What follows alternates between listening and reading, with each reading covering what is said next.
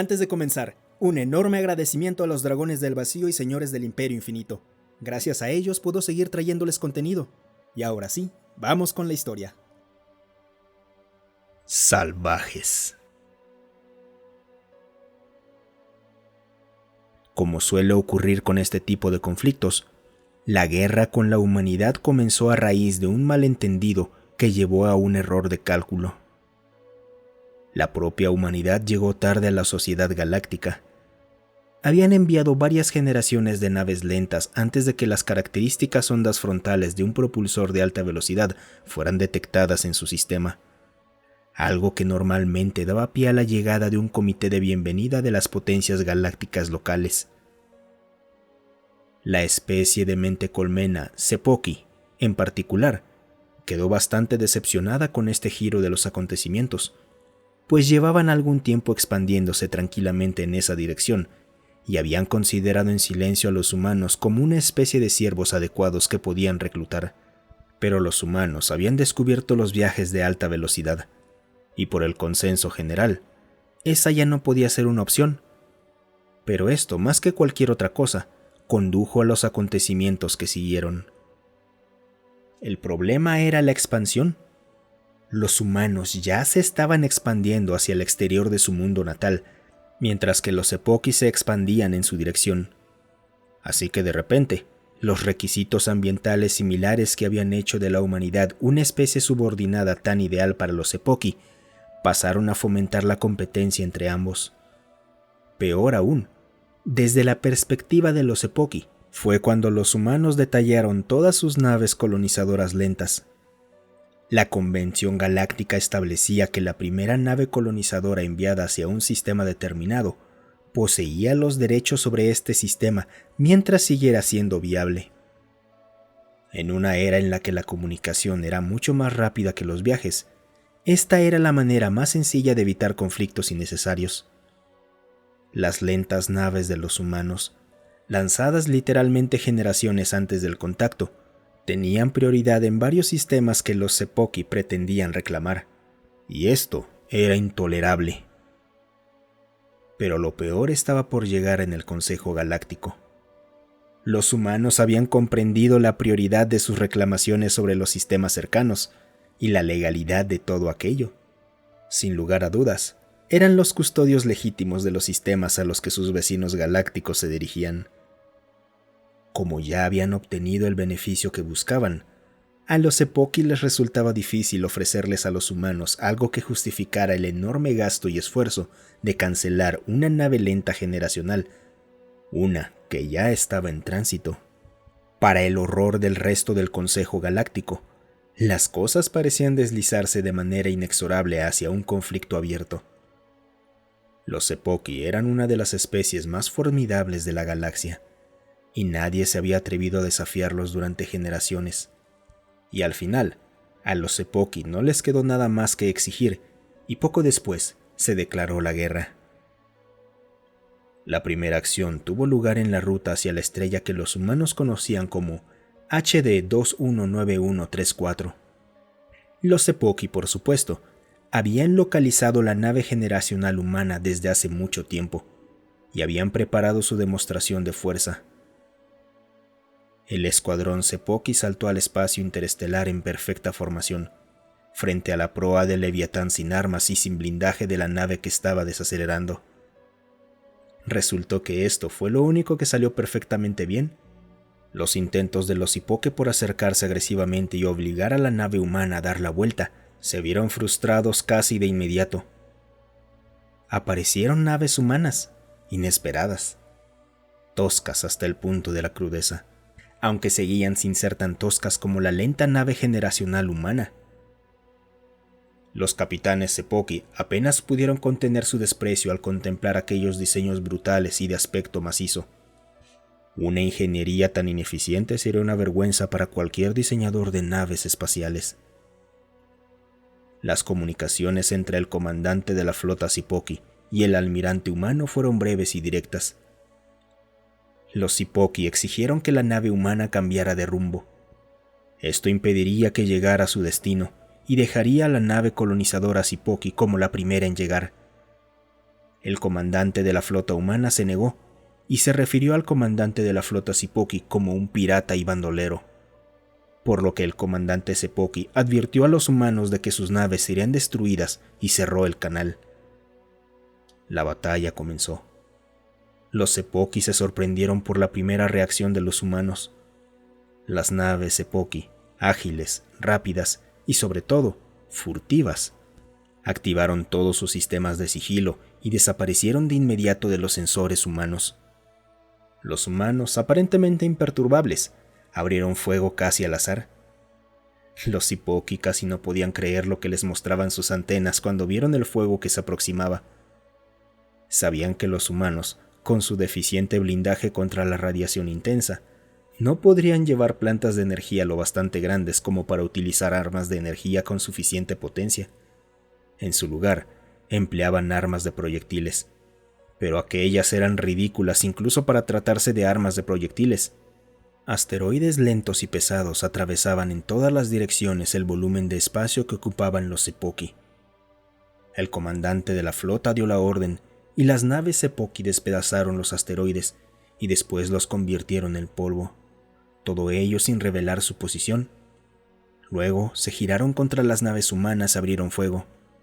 Potentes armas de energía dirigidas golpearon aquellos cascos de aspecto macizo.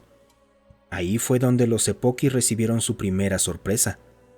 Las naves humanas, construidas en microgravedad y sin necesidad alguna de entrar en la atmósfera, llevaban miles de toneladas de blindaje.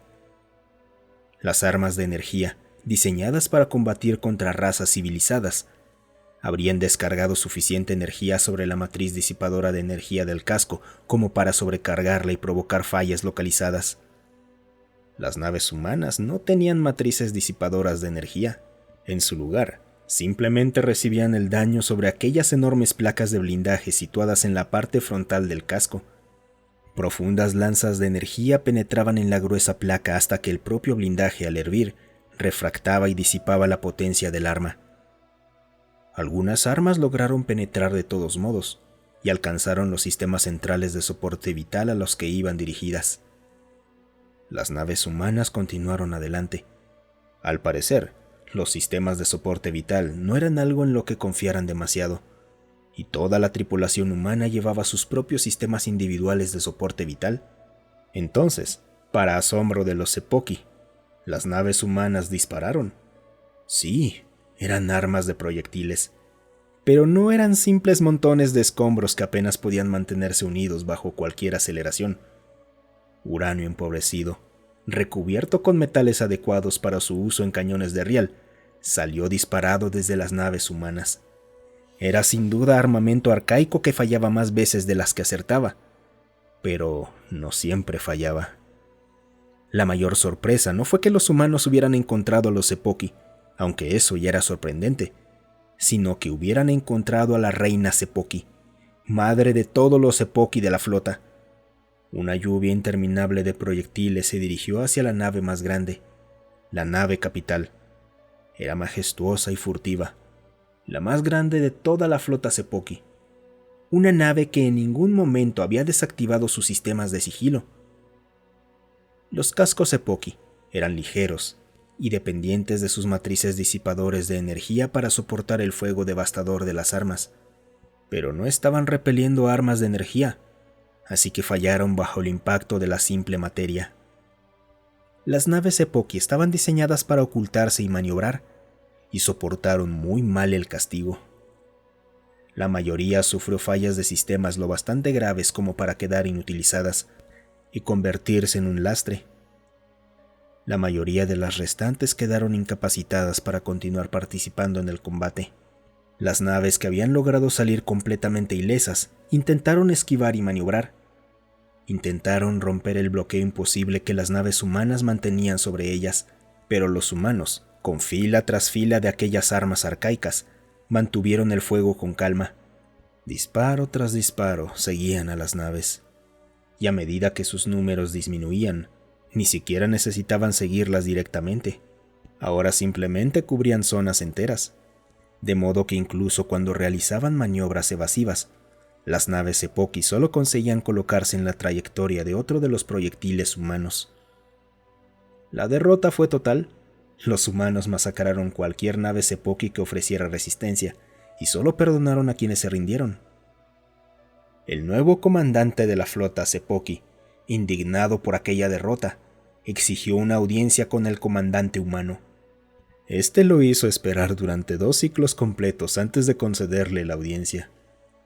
Mientras el personal del almirante humano se coordinaba con el personal del comandante de la flota Sepoki para atender a los muertos y heridos, incluida la reina Sepoki, que había sido una de las primeras en morir, y el antiguo comandante de la flota Sepoki, quien había caído con su nave, una frase que el nuevo comandante de la flota no comprendía. Finalmente, el almirante Sepoki y el comandante humano se reunieron. La agitación del comandante derrotado se hizo evidente en el repiqueteo seco y entrecortado que produjo el traductor al procesar rápidamente su pregunta. ¿Cómo vieron nuestras naves? Nunca vimos sus naves. Nunca disparamos contra sus naves. Estábamos disparando al polvo. Los Sepoki, condenados a una muerte tras la muerte de la reina, se movieron con inquietud de una pata a otra. Una criatura con la voluntad quebrantada. Son unos salvajes. Oh, y dígame, comandante de la flota, ¿por qué creyó que los salvajes no sabrían cómo luchar?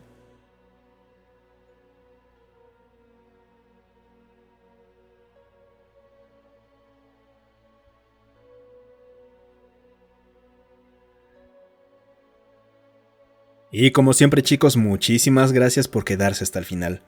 Esta historia me recuerda que, incluso en nuestra propia historia humana, hemos tenido muchas ocasiones en las que un gran ejército poderoso, con alta tecnología, se enfrenta a unos salvajes torpes y terminan perdiendo porque los subestimaron. Creo que el mejor ejemplo de esto es Vietnam. Sí, muchos gringos todavía creen que ganaron en Vietnam, y no, nunca ganaron. Granjeros vietnamitas los sacaron a patadas de su territorio. Pero no le digan eso a los gringos, que se enojan. Y también hay otro ejemplo en la historia. Por ejemplo, los mongoles. Muchas de las potencias que conquistaron los subestimaron horriblemente. Sus enemigos tenían grandes defensas, fortificaciones, ejércitos numerosos, tradición militar. Pero los mongoles, tenían una movilidad increíble, arquerías a caballos, coordinaciones, tácticas de engaño. Básicamente no estaban jugando el mismo juego que sus enemigos. Y bueno, hay muchísimos más ejemplos en la historia. Si se acuerdan de otros, cuéntenmelo en los comentarios. Muchas gracias por escuchar. Recuerda apoyar el canal dejándonos un like, un comentario o compartiendo el video. También puedes apoyarnos uniéndote a los miembros del canal. Tenemos contenido exclusivo solo para miembros y acceso anticipado a los videos. Tenemos también un servidor de Discord. Ven y pásate a platicar un rato. El link para unirse está en la descripción.